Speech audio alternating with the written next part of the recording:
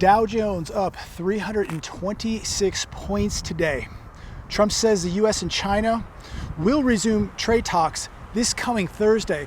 So it seems like everything's going to be okay now that trade talks resume with China.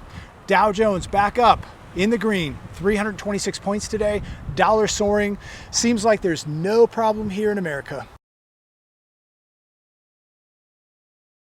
It's a beautiful Friday, August 29th here in Big Bear, California.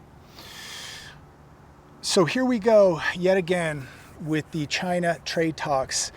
I don't know how many months now we've been hearing about getting close to a deal, these negotiations, and every time it just seems to rip these algorithms into positive territory and really propelling these markets every time there's talk of these negotiations. Yet we've not really seen anything transpire yet except more tariffs. China did come out and say that they're willing to resolve the trade war with a calm attitude and indicating it won't retaliate immediately against the latest rounds of US tariffs.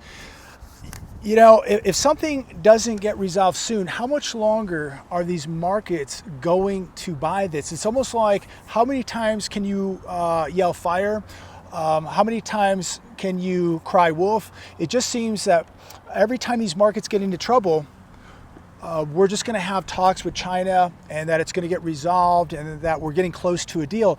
And I'm not saying that this president is doing a bad job. I'm glad somebody is standing up to China, but I don't like seeing these markets manipulated every time somebody comes out and talks about negotiations with China. And as far as I'm concerned, it's going to be a very short fix. Once we do come to a deal with China, at some point we are going to resolve this and come to a deal with China, although they will not stick to the deal. This is a communist regime that has been ripping us off for decades, stealing intellectual property, you know, and this trade deficit of $300 to $500 billion a year. Do you really think China is just going to give that up? Do you think they're going to just quit stealing technology from us? I doubt it. I don't think that this country can be trusted. I mean, when you're cutting deals with a communist regime, really ask yourself, how long do you really think it's going to last? How honest do you think they're going to be? But I think the main concern here in America is not China tariffs or a China trade war. The main concern I have here with America is the U.S. debt, $22.5 trillion of debt, and our consumption here in America. 70% of our GDP is Americans consuming. Consumption. And how are they doing that? By running up credit cards. Listen, no matter what happens with China, we are going to hit a brick wall here, and that brick wall is going to be debt. So as this president confirms that there will be more trade talks this coming Thursday and farther into September, the dollar soared today, getting much stronger, but we have some problems. Some of the market just was not buying this trade war with China, these negotiations. We still have an inverted yield curve. We still have a 2-year and a 10-year inverted. We have a 30-year below 2%. I believe it's right now currently at about 1.96. The 10-year, I think, is around 1.5, low 1.5, somewhere around there.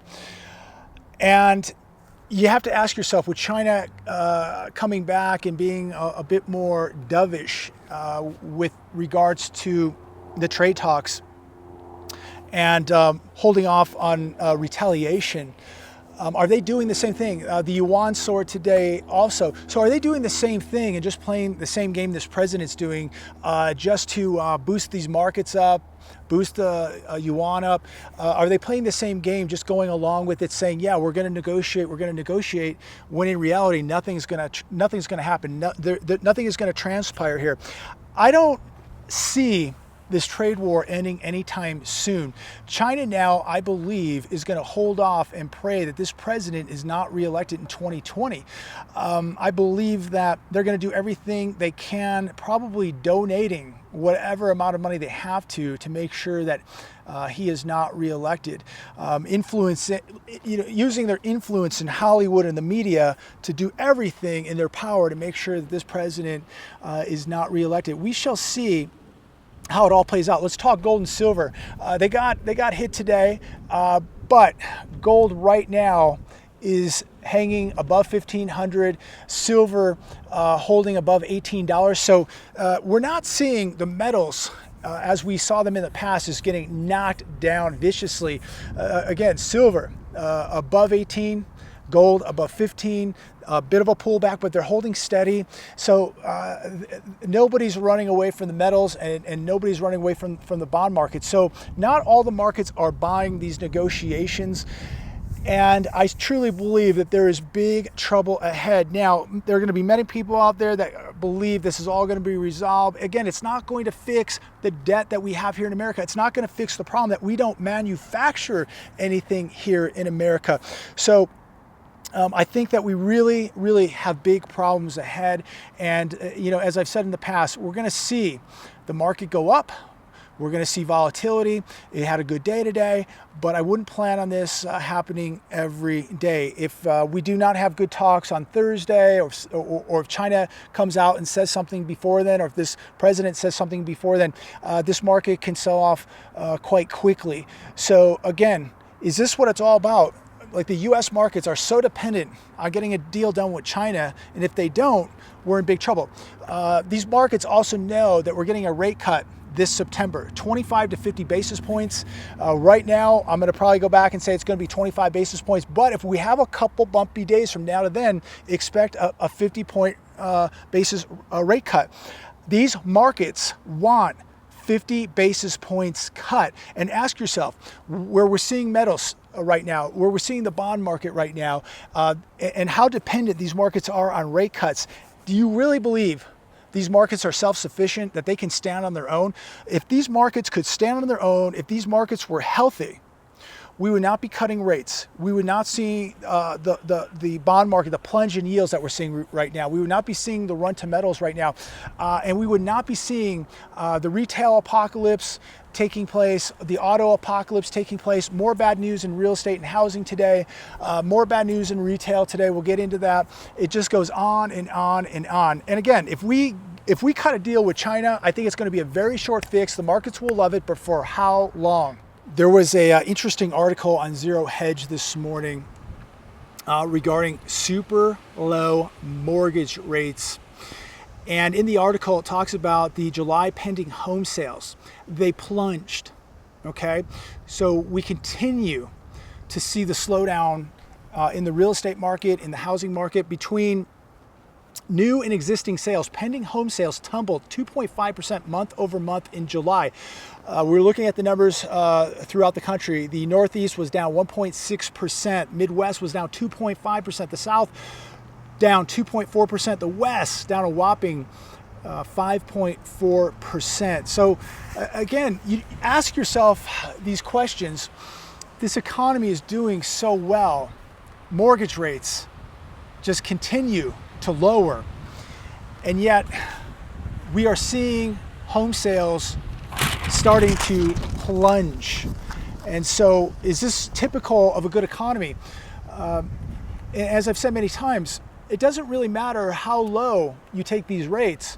At the end of the day, people are tapped out between their auto loans, their college tuition loans, credit card debt. They just cannot get approved for these loans today.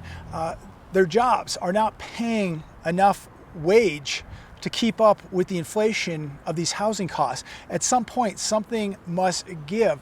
And so I just continue to believe that the housing market is on borrowed time before we really start seeing huge corrections in the housing and real estate market. We get back into retail. The store Forever 21 is preparing to file bankruptcy. They have 1,815 stores globally. expect to see many of their stores to be closing. And I think we saw a slight uptick this month in unemployment. And as more of these retailers go out of business, as we see new home sales falling, there's going to be more and more people being unemployed in construction, in the real estate sector, whether that be appraisals, lending, sales, construction, what have you. Contractors, everything literally is connected to real estate. So many jobs circulate with real estate. And as it's slowing down, less and less people will be working, less and less people working in the retail sector, the auto sector, some of these plants closing in the Midwest or laying off. More and more people are going to be unemployed. And, whether it's the lower median retail or luxury retail, it is all slowing down. What's booming is Walmart and the dollar stores. That is where people are being forced to shop now, as more and more people are having to cut back because of this massive amount of debt that they are acquiring. Again, the US GDP, 70% of it relies on the US consumer consuming, and he is using debt to consume. And the more debt you acquire, the more of a debt slave you become. So I'm going to wrap it up. Right here today. But I just want to just highlight a few things before I go regarding this economy. This economy is so dependent on the over-leveraged consumer. And this is what is very, very concerning. The U.S. consumer at this point is propping up the economy with money that they do not have. Total outstanding consumer debt surged over 4.1 trillion in the second quarter of 2019. The last 12 months, consumers have piled up an additional $208 billion of debt. We look at revolving credit, primarily credit card debt. It's increased at an annual rate of 5.3% just in the second quarter. I mean, people really take a look at these numbers, these facts, and look this stuff up for yourself. But in a healthy economy, we shouldn't be seeing this amount of debt.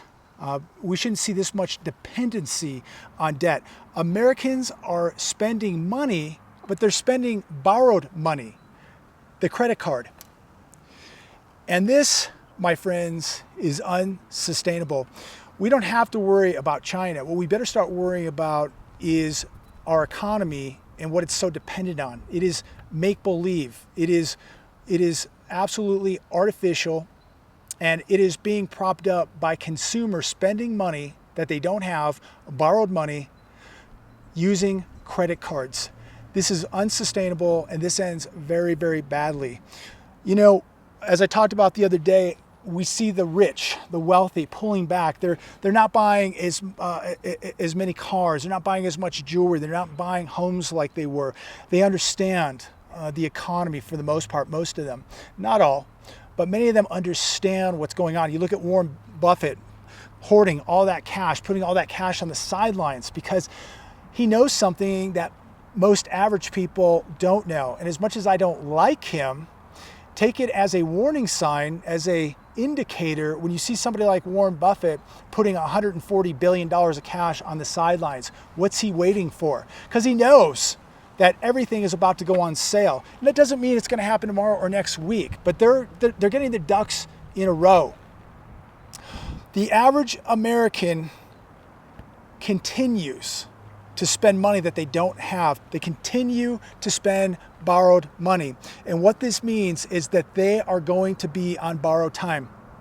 Don't be one of these people. Think about what's happening right now. Wake up to what's happening. Make sure you're preparing and make sure that you're planning, because we're going to see days like this where the market goes up and has a very good day. The media is going to tell you everything you want to hear. The business analysts are going to tell you that the China deal is very close, and that's great. We will get a deal. I believe we will get a deal at some point. How far down the road that is, I don't know, but I don't think it's short term. But when we do get that deal, there's no way I trust China to stick to that deal. But in My opinion, it's irrelevant what kind of deal we get. What is relevant is we have a major debt crisis here in America, and we have a middle class that's been gutted, and we have a population that is reliant on credit card use to sustain their lifestyle. People are going broke. They're going into massive debt just to stay in the middle class. This is my main concern. China will not be the collapse of the U.S. economy. What will be and what will collapse the U.S. economy is debt. Have a wonderful day, and we'll talk very, very soon. God bless.